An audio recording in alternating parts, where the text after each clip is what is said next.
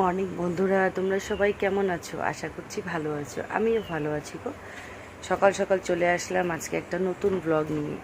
কালকে কোনো blog video বা শর্ট ভিডিও কোনো কিছুই আমি পোস্ট করতে পারিনি, কারণ আমার ইউটিউব চ্যানেল থেকে আমার ভিডিওগুলো কালকে নিচ্ছিল না, রিজেক্ট করে দিচ্ছিল। কিসের জন্য আমি বুঝতে পারলাম না।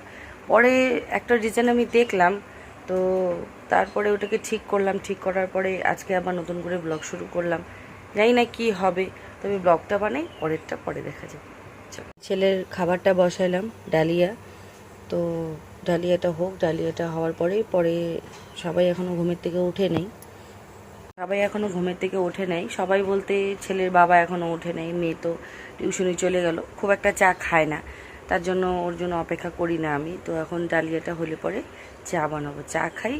তারপরে দিনের শুরুটা দেখি কোন কাজ দিয়ে শুরু করি। নতুন দিন, নতুন নতুন কাজ শুরু হয়, নতুন নতুন ঝামেলা। কিছুদিন থেকে তো প্রচুর ঝামেলা, মানে ক্যাচাল করে করে দিন কাটাচ্ছি। ঠিক আছে, খাওয়া দাওয়া কী হচ্ছে না হচ্ছে সেটা পরের কথা, আগে ক্যাচাল। সকালে উঠেই ক্যাচাল দিয়ে দিন শুরু, ক্যাচাল দিয়ে দিন শেষ। তো এগুলো কি তোমাদের সাথে শেয়ার করা যায় বলো? তবে হ্যাঁ, আমি একটা চিন্তা ভাবনা করে নিয়েছি, ভবিষ্যতে যদি আবারও এরকম ধরনের কোনো ক্যাচাল হয়, তবে আমি ঠিক তোমাদের সাথে শেয়ার করব। দেখো আমাদের সাথে এখানে কি ব্যবহার হয়। দেখো ছেলের অবস্থা, সকাল সকাল এগুলো কি নিচ্ছে, কি করতেছো বাবা তুমি? তাহলে গাড়িটা কি হবে? গাড়িটা বানাবে না? আসো গাড়ি বানাই। এখন চা বানাই, চা খাই, দিনটা শুরু করি, মাথাটা ঠান্ডা করি। চাটা না খেলে তুমি মাথাটা গরম হয়ে যায়, তো মাথাটা ঠান্ডা করি। নিজের মাথা ঠান্ডা মানে সব ঠান্ডা না গো, হয় না, জানো তো। নিজের মাথা ঠান্ডা মানে সব ঠান্ডা হয় না। কিছু কিছু মানুষ আছে মাথা ঠান্ডা রাখতে দেয় না। তুমি চুপ থাকলে কি হবে? তোমাকে খোঁচায় খোঁচায় ঝগড়া করার চেষ্টা করবে, খোঁচায় খোঁচায় উত্তপ্ত করার চেষ্টা করবে, যাতে তুমি কিছু বলো। আর তুমি কতক্ষণ সহ্য করবে বলো তো? এরকম শোনার পরে মানে তুমি জানতেছো, তোমাকে বলতেছে, তোমাকে টার্গেট করে জিনিসগুলো করা হচ্ছে। তো এই জিনিসগুলোই আমাদের সাথে এখানে প্রত্যেক দিন হচ্ছে। যতদিন বাড়ি ঘেরা টেরা দিতে পারছি না, ততদিন এই ঝামেলাগুলো ভোগ করতে।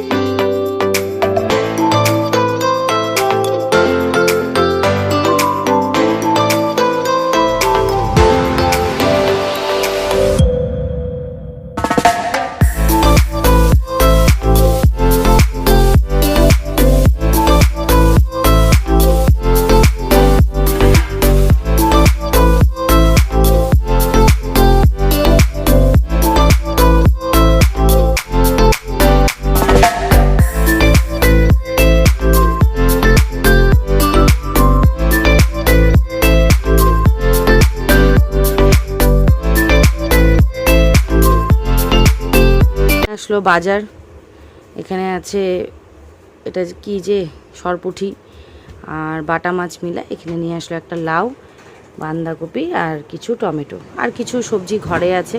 বাজার তো চলে আসলো, গরমে অবস্থা খারাপ হয়ে যাচ্ছে। সকাল থেকে প্রচণ্ড গরম, কেন জানি না মনে হচ্ছে এবার গরমটা যাচ্ছেই না। আমার তো এরকমই মনে হচ্ছে, জানি না কার কি মনে হচ্ছে। গরমটা এবার শেষই হচ্ছে, যত দিন যাচ্ছে তত গরমটা বেশি হচ্ছে। যাই হোক, এখন এগুলো মনে করো ঘরে আর কিছু সবজি আছে, সব মিলায় ঝিলায় একটা তরকারি করতে হবে, মাছের তরকারি করব। আর কি যে করি দেখি, ঘরে আজকে কাজের লোক আসার কথা আছে, তারপরে আমার ফুপু শাশুড়ি আসার কথা আছে, দেখা যাক। চল রান্না, এই যে বাটা মাছ দিয়ে, কচু দিয়ে, আর এখানে হচ্ছে বেগুন ভাজা, আর এখানে হচ্ছে ছেলে পেঁপে দিয়ে ডাল। দুপুরের রান্নাবাড়ি কমপ্লিট হয়ে গেল। বলতে পারো মেয়েই করলো, ঝাপাঝাপি করে মাছ টাছগুলো কাটে দিলাম, সবজি কাটে দিলাম। মেয়ে রান্নাবাড়িগুলো কমপ্লিট করলো, ওর স্কুলে চলে গেল। আজকে বলে স্কুলে মিটিং আছে কিসে, তো সেটার জন্য স্কুলেও চলে গেল। রান্না টান্নাগুলো হয়ে গেলো, এখন ভাত বসালাম। চাচা শ্বশুরকে তো টাইম মতো খাইতে দিতে হয় 1টার মধ্যে, তো রান্না শেষ, ভাতটা হবে। ভাতটা হলে আপাকে ভাত দিয়ে আসবো, ভাত দিয়ে এসে পরে ছেলেকে খাওয়াবো, মানে রুটিন ওয়াইজ রুটিন খাওয়া দাওয়া চলতে থাকবে, ঠিক আছে। তো ঘরের কাজকর্ম বলতে পারো সবগুলো শেষ। কাঁচা ধোয়া আজকে নাই, ছেলের 2টা প্যান আছে, সেটা গা ধোয়ার সময় ধুলেই হয়ে যাবে। ছেলে তো যে পরিমাণ অত্যাচার করতেছে, মানে দেখো সকালবেলায় বিছানাগুলো পরিষ্কার করলাম, দেখো বিছানাগুলো কী করলো, বিছানা কী অবস্থা করে দিল। কতবার গুছাবা বলো তো এগুলো।